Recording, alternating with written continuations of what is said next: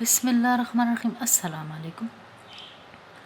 فقیر نے میرا ہاتھ پکڑا اور میری مٹھی اجوا کھجوروں سے بھر دی، فرمایا کھاؤ، اور ساتھ ہی فرمانے لگے بتاؤ تو حیاتی کس کو کہتے ہیں؟ میں نے کہا زندگی کو۔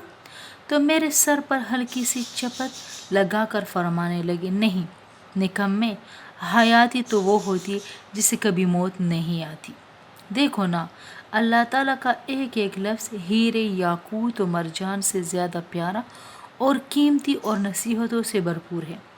اللہ نے یہ نہیں کہا کہ اسلام مکمل ضابطۂ زندگی ہے، بلکہ یوں کہا مکمل ضابطۂ حیات ہے، اور حیاتی تو مرنے کے بعد شروع ہوگی جسے کبھی موت نہیں آئے گی۔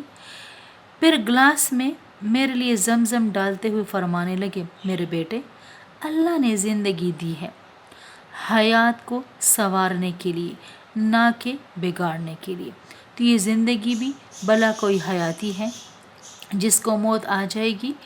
اصل تو وہ حیات ہے جس کو کبھی زوال نہیں، کبھی موت نہیں۔ تو زندگی ایسے گزارو کہ حیات سنور جائے۔ اور میں زندگی میں پہلی مرتبہ سمجھا اسلام مکمل ضابطۂ حیات کا اصل مطلب کیا ہے۔